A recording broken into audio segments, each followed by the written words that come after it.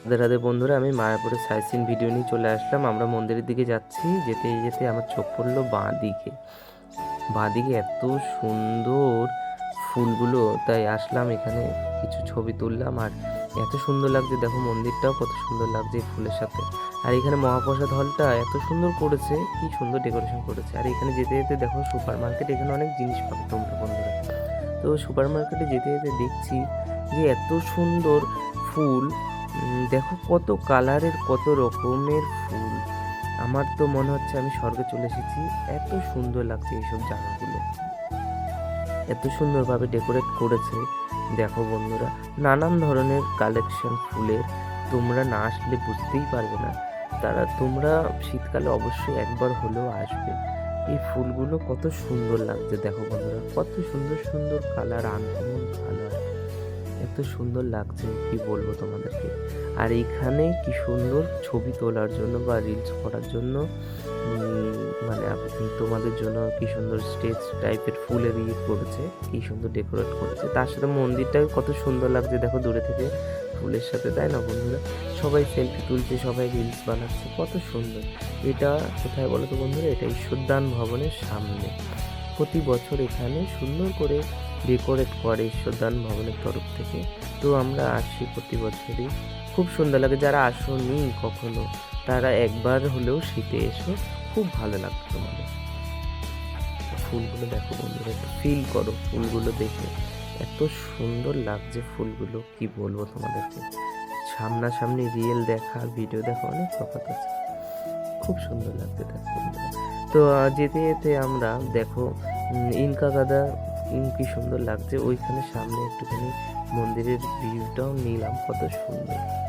এই দেখো বন্ধুরা, মন্দিরের পঞ্চতত্ত্বের পাশেও কত সুন্দর সুন্দর ফুল ডেকোরেট করেছে। এইগুলো করতেও অনেক সময় লাগে, অনেক পরিচর্যা লাগে। তো মায়াপুরকে অনেক ধন্যবাদ এর জন্য, এত সুন্দর আমাদেরকে উপহার দেওয়ার জন্য। আর তার সাথে দেখো ডালিয়ার কালেকশন, কি কালার, কি সুন্দর, বিভিন্ন ভ্যারাইটিসের ডালিয়া। দেখো বন্ধুরা, কি সুন্দর লাগছে ডালিয়াগুলো, কত বড় বড়। আমি তো দেখে খুব আনন্দ পেয়েছি। এই সাদা সাদা ঝিরি ফুলগুলো আমার খুব ভালো লেগেছে, কিন্তু নাম তো বুঝতে পারছি না। তারপরে অবশেষে রাতের কিছু ভিডিও নিয়ে আসলাম তোমাদের সামনে বন্ধুরা। এই দেখো, রাতে আমরা মন্দিরে যাই, এখানে পুষ্পাভিষেক হবে ভগবানের। তো তোমরা দেখতেই পাচ্ছ ভগবানের পুষ্পাভিষেক কি সুন্দর। আমরা অনেক কষ্ট করে এই ভিডিওটা করেছি। দেখো ভগবানের পুষ্পাভিষেক হচ্ছে।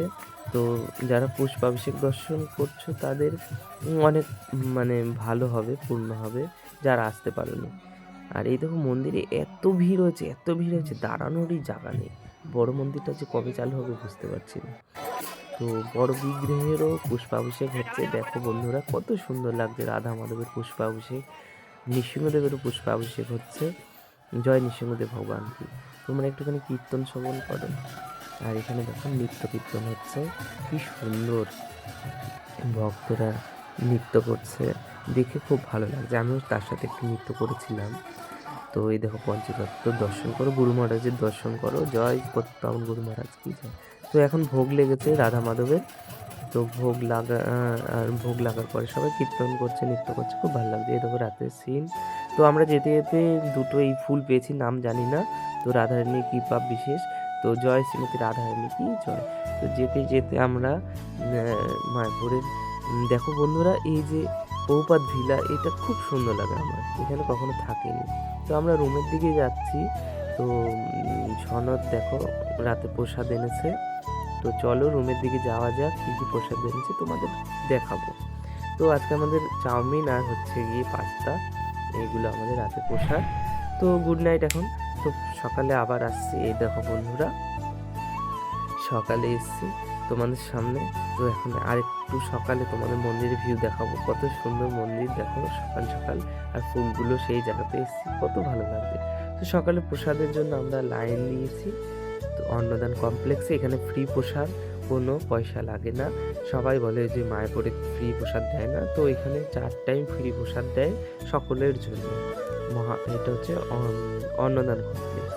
তো এখানে অনেক ভক্তদের প্রসাদ একসাথে পাওয়া। তো দেখো খিচুড়ি দিচ্ছে, আর তার সাথে পাঁপড় ভাজা। তো সনদ তো খুব বলছে খুব টেস্টি হয়েছে, খুব সুন্দর সুস্বাদু হয়েছে। তো আমরা প্রসাদ পেয়ে অবশেষে একটুখানি গোশালার দিকে যাচ্ছি। গোশালায় না গেলেই মনটা কেমন করে। মায়াপুরে গোশালায় যদি না আসি তাহলে অসম্পূর্ণ থেকে যায়। গোমাতাদের দর্শন করতে এখন উপরের দিকে উঠে যাব আমরা আস্তে আস্তে। এই দেখো আমরা উপরের দিকে উঠে গেছি। গোমাতাকে আমি স্পর্শ করলাম। গোমাতা হচ্ছে আমাদের মাতা, সপ্তমাতার মধ্যে একজন মাতা হচ্ছে গোমাতা। সনদ বলছে যে এখানে ডিজাইন করেছে আর্টের গোমাতার কত সুন্দর, সেটাই দেখানোর জন্য আমাকে বলছিল। এই দেখো কত বড় বড় শিং।